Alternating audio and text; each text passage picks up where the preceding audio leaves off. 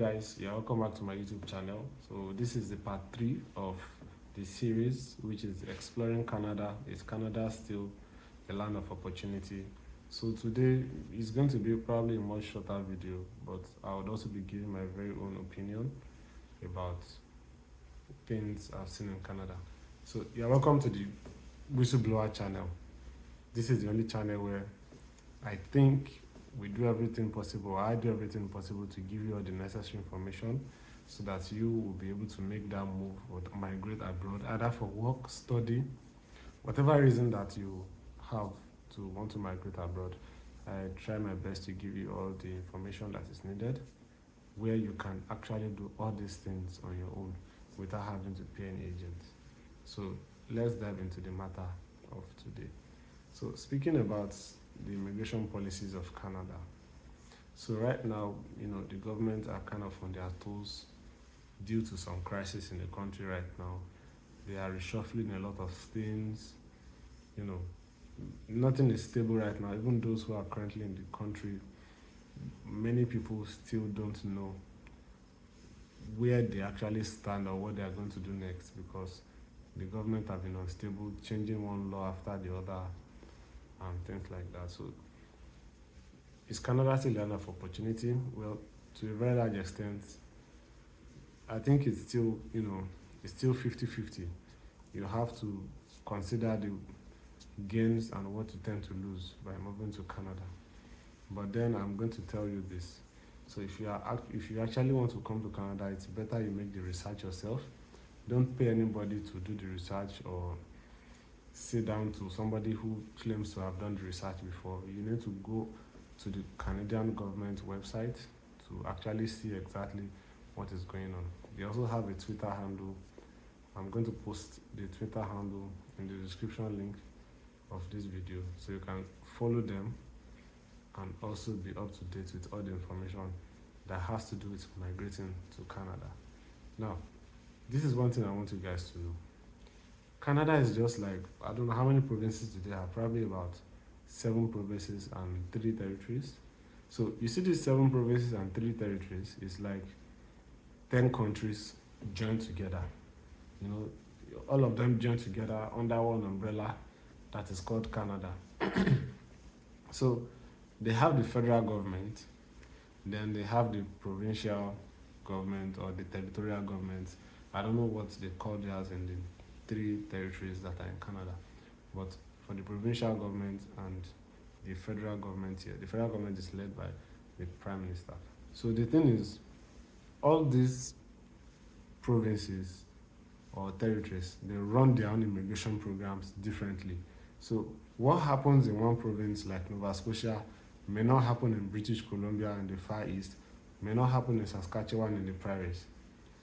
So depending on your own circumstances now, you need to check each of those provinces to know exactly what suits you or your family. I'll give you one very typical example. So in a province like Nova Scotia, or they call these provinces the Atlantic provinces. I think there are 4 provinces: Nova Scotia, New Brunswick. I've forgotten the other 2. So if you study for 2 years in these provinces, after 6 months, you are eligible to apply for PR directly. So I don't know how long the PR process takes, but apparently that is what it is. But those provinces, I don't know why a lot of people don't really move there. The main reason I don't know, but from what I've heard from so many people, there are not so many people living there, and to probably find a job, it's a bit on the high side. It's not so easy to get a job in those provinces. Whereas in a province like Manitoba, all you need to do is study for 1 year, work for 6 months, then you can apply for PNP. So these stops are different from province to province, and each provinces, they are faster than other provinces. It all depends. I think Ontario is still probably the best place to go study and get your permanent residence if you really want it so quick, but it is not so easy.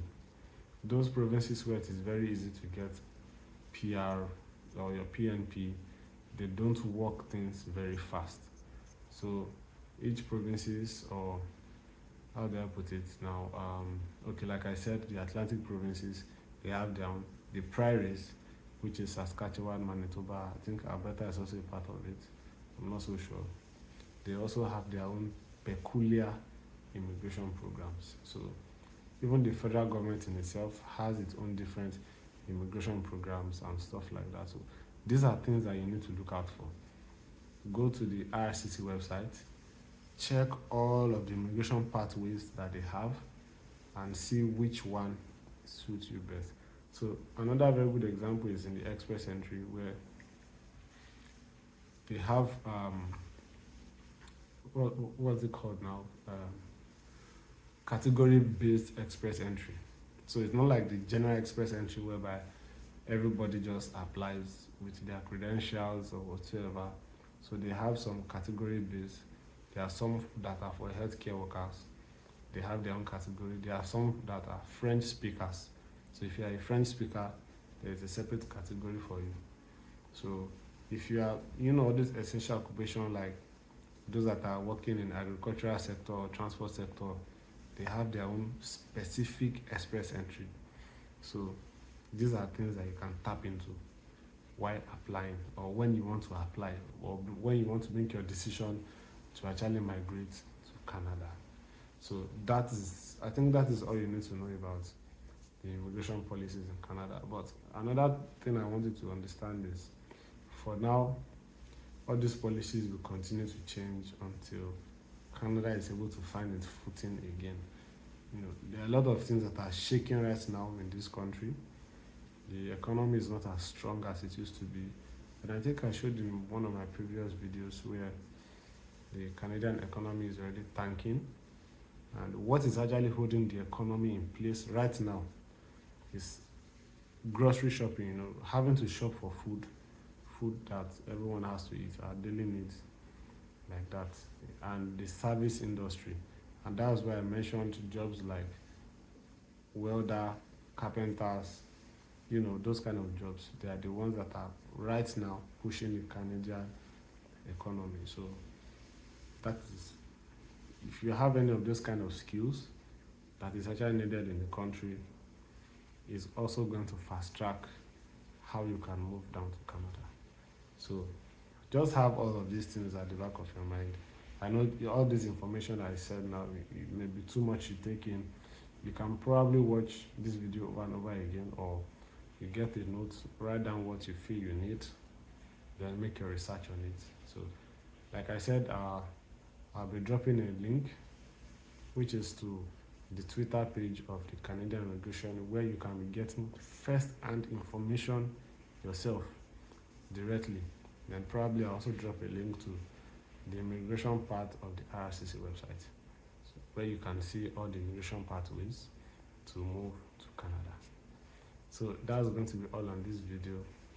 If you've still not subscribed, this is one of the best time for you to subscribe to this channel. Subscribe, like, and share. So doing this actually helps my video to be able to be shown to a larger audience. And when it's been shown to a larger audience, there is also a higher tendency of these videos helping many other people who wants to make the move, or who are waiting to get first-hand information for making their decision. Thank you very much. I know you subscribed right now. See you on the next one.